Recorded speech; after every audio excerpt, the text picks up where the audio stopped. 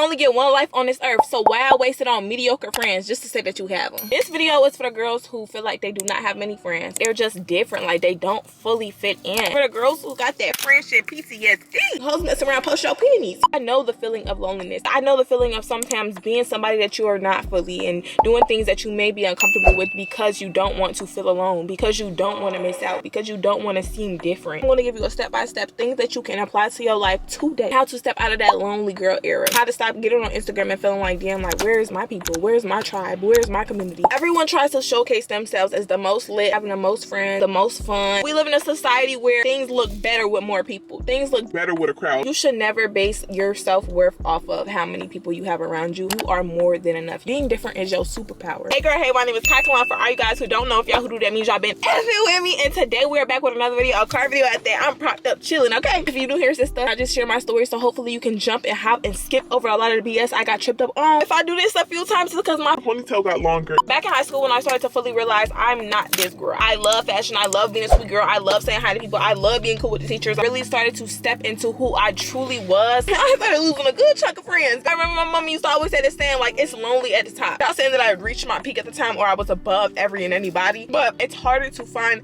like-minded people who want to journal, who want to do better for themselves, do self-care days, read more, fix their vocabulary, who don't want to cuss all the time, who don't want to be a negative Nancy, who don't want to be messy. It's harder to find people like that. It's easy to find people who want to drink and smoke and club and do nothing, play the game all day. It's easier to find people like that. It's more people like that than people who are going to go all out for themselves, who are not only into their physical appearance, but their mental appearance, their spiritual appearance, how they treat people. They're mindful of who they are. It is harder to find people like that. If you know, like, you're nothing to be played with and you feel like, dang, I'm this much of a good person, if I'm this kind, if I'm this thoughtful, if I'm this helpful, so if I like to do all these different things and I'm such a cool individual, why don't I have no friends? Because you are that. You are all those things. But the fact that you are lonely, not forcing yourself to be around everybody just to say that you have friends, is a blessing in itself. You have so much self-worth and so much self-confidence to the point where it's like, I don't gotta hang around anybody just to say that I'm hanging around anybody. People love to be around people for the wrong reasons, and the fact that you're saying no, if it's not my time, if I don't have my tribe or my community just yet,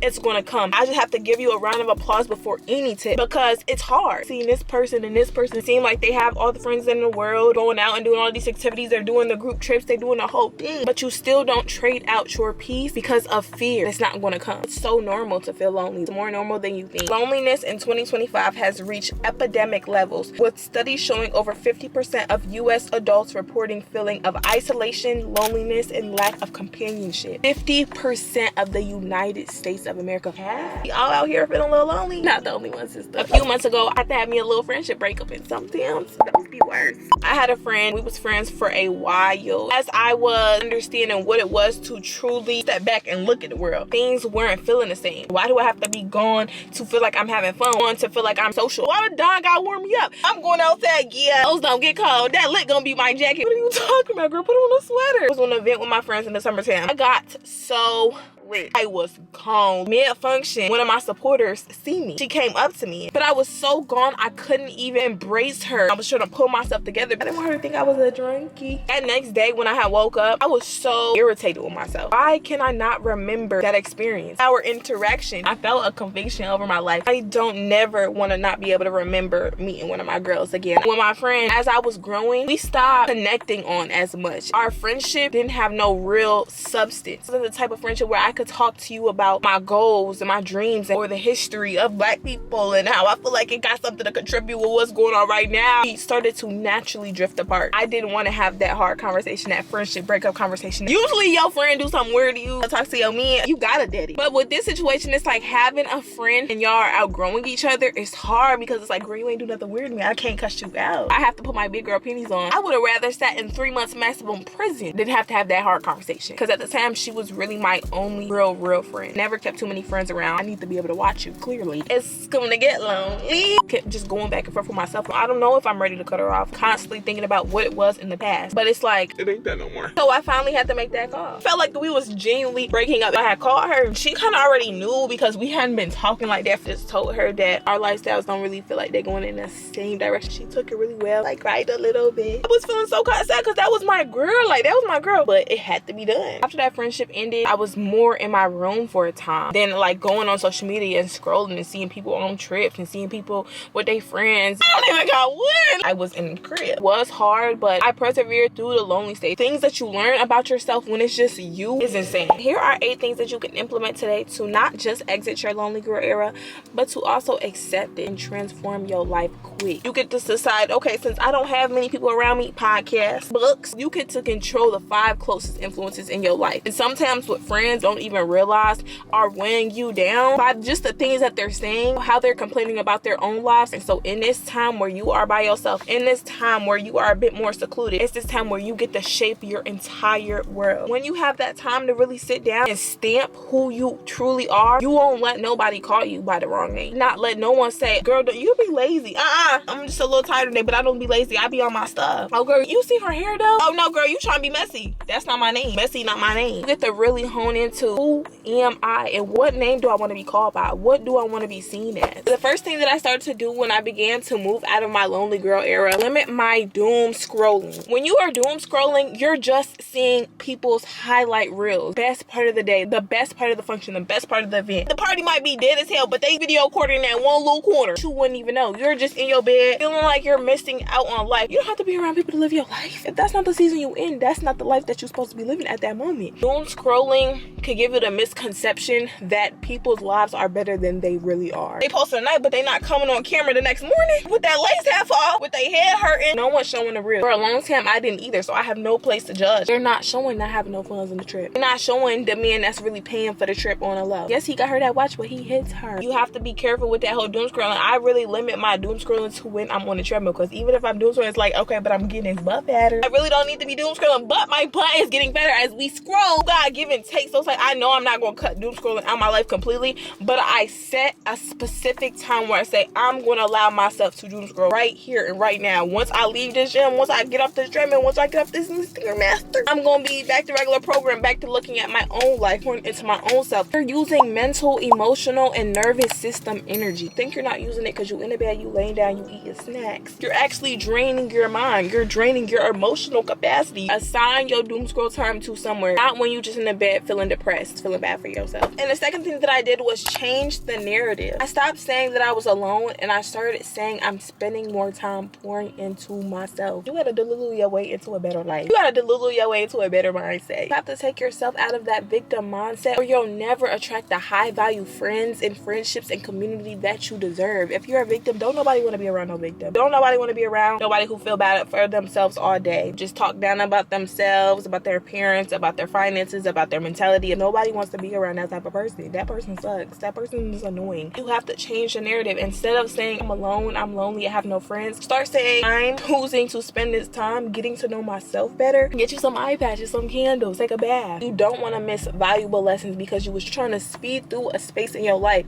that's supposed to be getting you ready for the next stage in your life. Embrace it and turn BS into butterflies, okay? After getting those 2 things down, I stepped into solo hobbies. I was drawing, I was customizing purses, I was painting, scrapbooking, started posting on TikTok more, just making it a digital diary, started going to the gym more. I started doing things by myself. Sitting down with yourself and doing activity and taking your time and listening to music, you will begin falling in love with your alone time. And it will also help contribute to changing your narrative. You're telling yourself, oh, I'm not alone. I don't feel lonely. I'm just in between friends right now. And when you actually start spending time with yourself and start enjoying it, it will back up the things that you were saying to yourself. I was cooking. I made a pot roast. That is another opportunity for you to connect to a person on a deeper, more creative level. Now you're not just confined to the people who like to just drink or party or talk mess. Now you're starting to find friends. Oh, you like to read? Oh, me too. Oh, you like to take long walks and look at nature, take some pictures? Oh, me too. Oh, you like to cook? Oh, me too. Connect with people in a more fulfilling way. The 4th thing that really transformed my mind, how I felt inside, was praying and getting closer to God. I got the NLT Bible because it's the easiest Bible to read. As you start to feel Him, He will start to fill you with an amount of peace, happiness, and contentment that is indescribable. I was so fulfilled. I'm humming, I'm whistling through my room with some more stuff. I'm twerking in the mirror. I'm feeling good. Spending time with God really fills you up on those low days. Next, I forced myself to journal out what a high value friend looks like to me. What do I actually want? What do I expect? What are my standards? A lot of times we don't know what a good friend is because we've always been conditioned to just like make friends with the person you sit next to in school. But as you get older and you you begin growing into your own person, this ensures that you're not just settling for anything. You sat there and wrote out, okay, I want my friend to be kind, I want her to be giving, I want her to be open-minded, I want us to be able to disagree and be honest with each other and come back together. There's to be no jealousy. This is what I expect out of a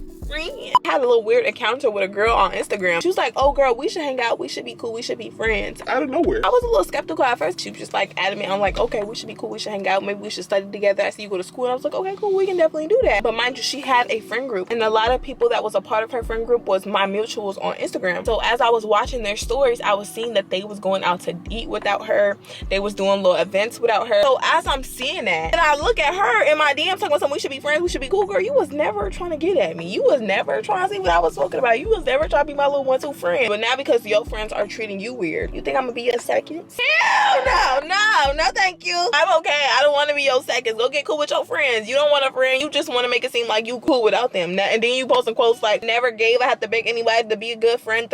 Because I had already written a list, the type of friend that I want. I want no friend who already got messed. I'm living a peaceful life over here. And then you hang around weird people, just not the nicest. Something in you connect with them on a certain level that I don't want to be a part of. It wasn't genuine. If I was at a point where I wasn't content with my alone time and just spending time with myself and learning who I was, knowing that the right group of friends will come, I was like, yeah girl, let's do that. Even if I seen weird flags. And it's so crazy because I've had so many different little weird encounters when it comes to friends. This one girl reached out to me, a guy who was known in our city, he was having a birthday party. He was posting about a birthday party for like weeks and weeks. The night before his birthday party, one of the girls that was going, she gonna reach out to me like, hey girl, do you want to come to the party with me? Never talked to this girl a day in my life. Never met her. Girl, are you cool? My mom always taught me a late invite is not a real invitation. You can keep that. That's why you have to have those standards. That's why you have to know what you're going to accept and what you're not going to accept. So when things arise that are not really meant for you, you are not quick to be confused. You are not quick to be misled. And after I wrote that out, I started to set dates when I wanted to call family and reach out to long distance friends. Because sometimes it's not even that you don't have friends, but your friends are spread out everywhere. Because like me, I went to 5 different high schools in the span of 4 years. More middle and elementary schools than I can even remember. I have friends spread out across everywhere. As you've gotten older, you start having more responsibilities, so many tasks to get done. It feels like you don't have even enough time to check in with yourself,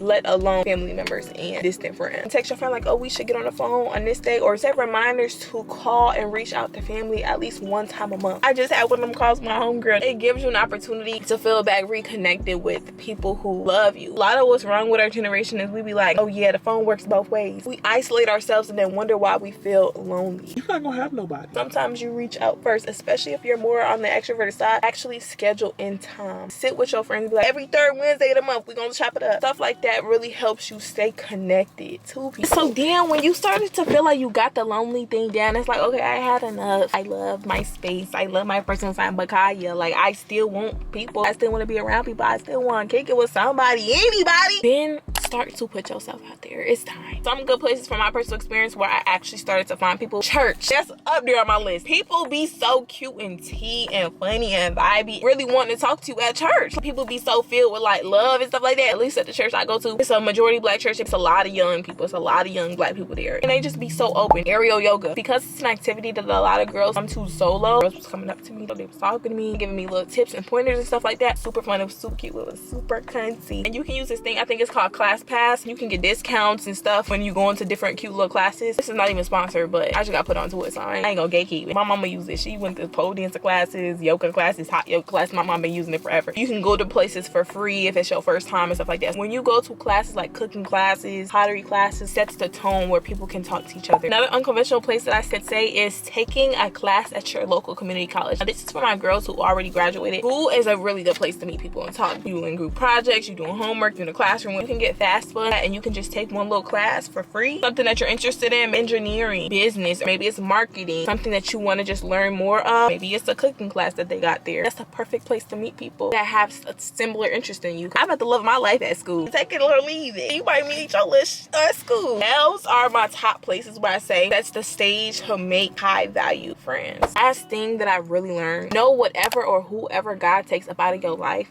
he will restore or replace tenfold.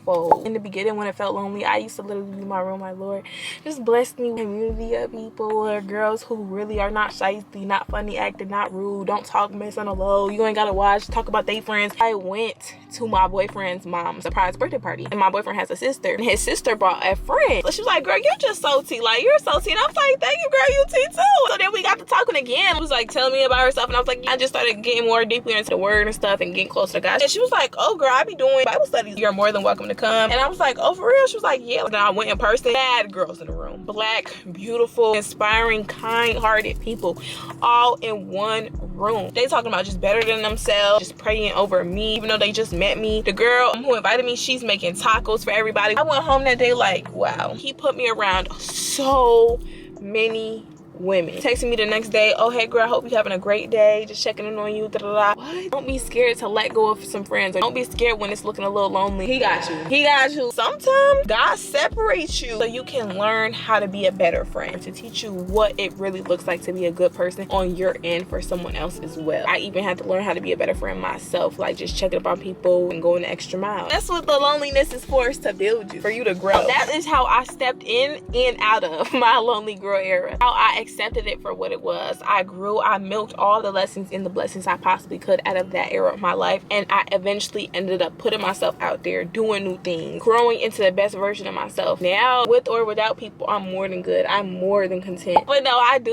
love you so much. Like I said in the beginning, my name is Khaia Khalan. For all you guys who don't know, if y'all hoodoo, that means y'all been what? With me, and make sure y'all hype this video and follow me on both my short form platforms. That's where I be at when I'm not over here. It's good stuff over here. It's good stuff. We are just girls growing into women who are trying to figure things out. I really hope this helped anybody who needs to hear it. I'm not ready to go. I'm never ready to go. I always want to kick it here. But no, I love you so much, and I'll see you in the next one and the next one after that, girl. Bye.